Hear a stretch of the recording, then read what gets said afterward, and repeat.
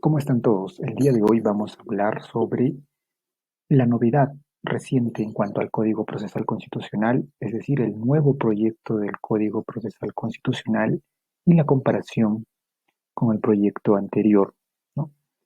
Más que todo sobre aspectos generales en cuanto a estas novedades que nos trae este nuevo Código Procesal Constitucional.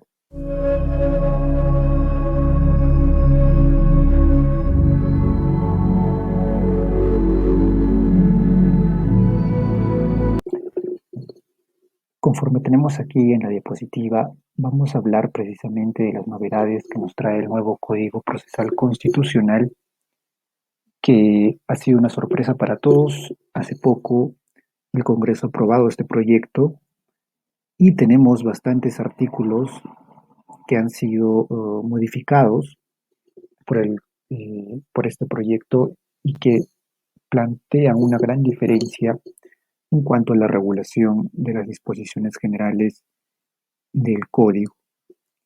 Precisamente vamos a poder detallar de manera concreta sobre este aspecto, centrándonos solamente en las disposiciones generales relacionadas al tema de la gratuidad del proceso, la competencia también del tribunal en cuanto al recurso de agravio constitucional, al tema de la audiencia única que plantea este nuevo código procesal y algunas novedades en cuanto a las notificaciones que se deben hacer o no a los magistrados en el amparo contra resoluciones judiciales.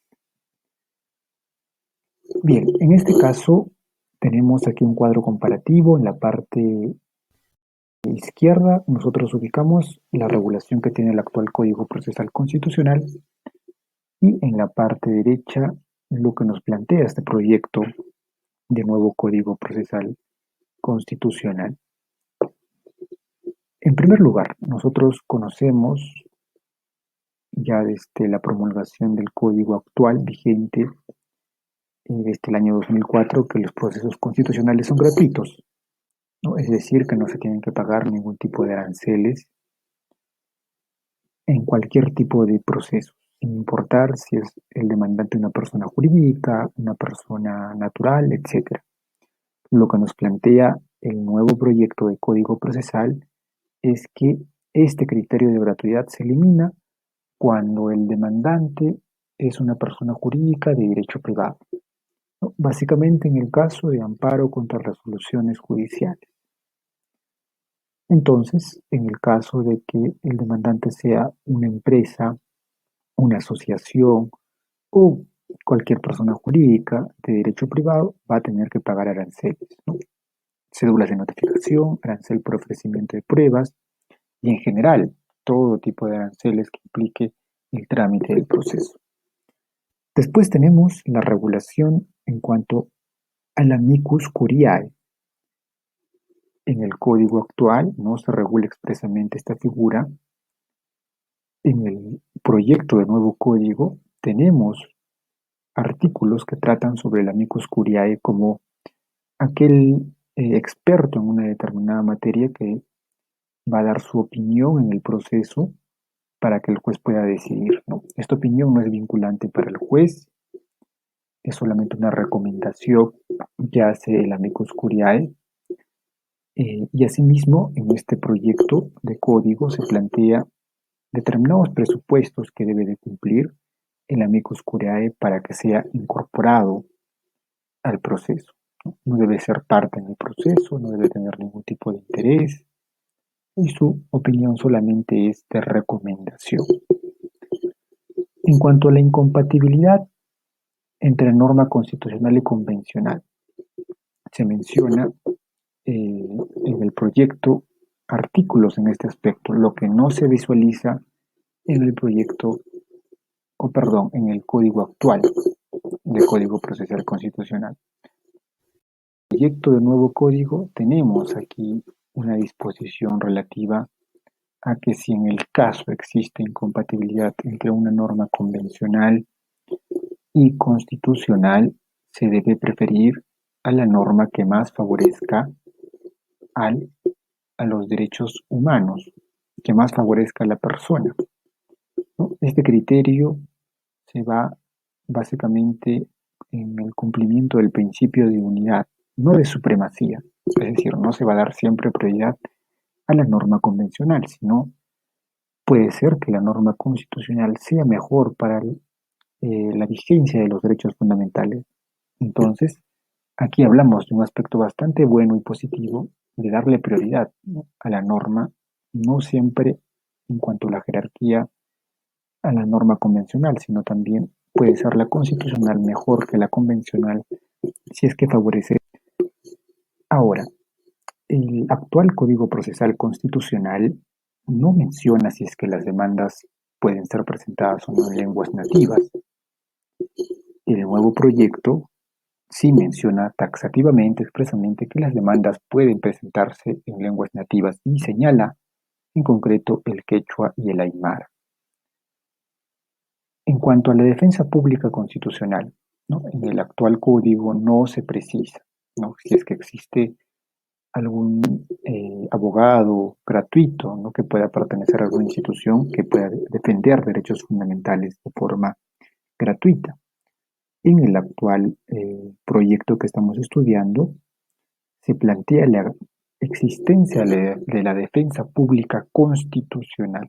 Esto quiere decir que el Ministerio de Justicia va a tener que contratar abogados que se dediquen especialmente a la defensa de derechos fundamentales, no el amparo, habeas data o cumplimiento. Después, en el amparo contra resolución judicial, ¿no?, nosotros conocemos este amparo que se da en contra de resoluciones emitidas en un procedimiento irregular y obviamente quienes han suscrito estas resoluciones deben ser demandados en este proceso de amparo.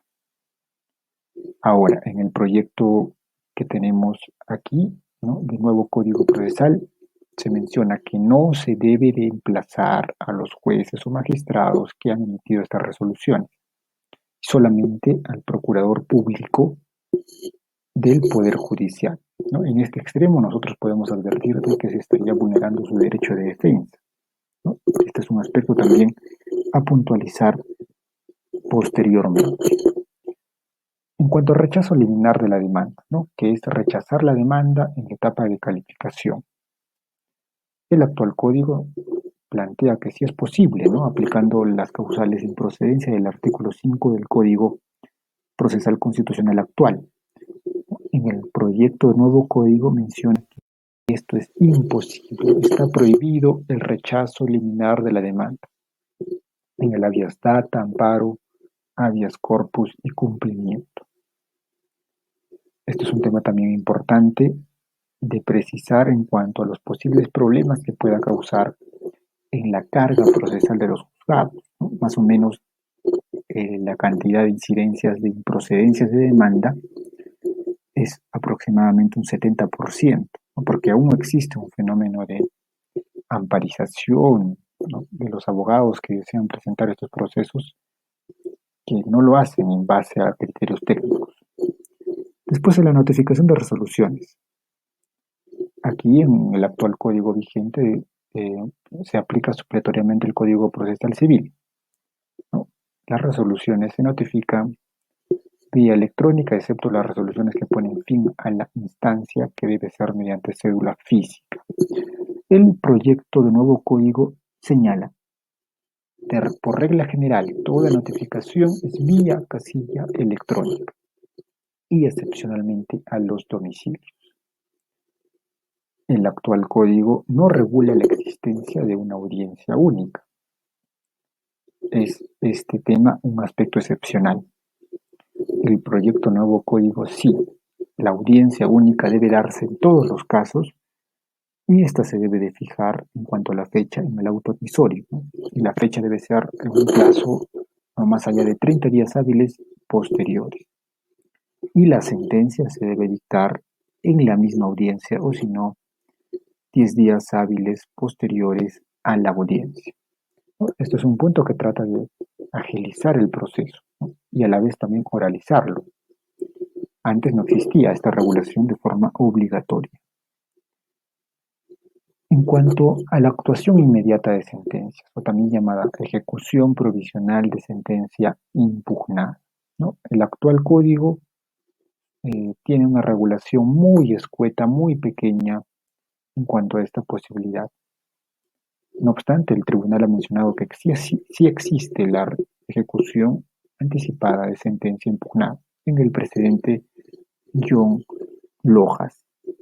El proyecto de nuevo código hace un énfasis en esta institución y la regula de forma amplia, ¿no? Inclusive señala que la resolución que concede la ejecución inmediata de sentencia es inmediata. Y finalmente, en cuanto a la vista de la causa en el Tribunal Constitucional, ¿no? En la actualidad lo que se da es que un expediente llega al Tribunal Constitucional en aplicación del precedente Lila Vázquez Romero, ¿no? El tribunal hace una calificación de este recurso de agravio constitucional y si es que es manifiestamente improcedente, ¿no? Va en contra de los precedentes del tribunal, lo declara improcedente mediante una sentencia interlocutoria y no pasamos a la audiencia. En el caso del nuevo código, en el proyecto se señala que la audiencia es obligatoria, es decir, no tendría que aplicarse el precedente Lila Vázquez Romero.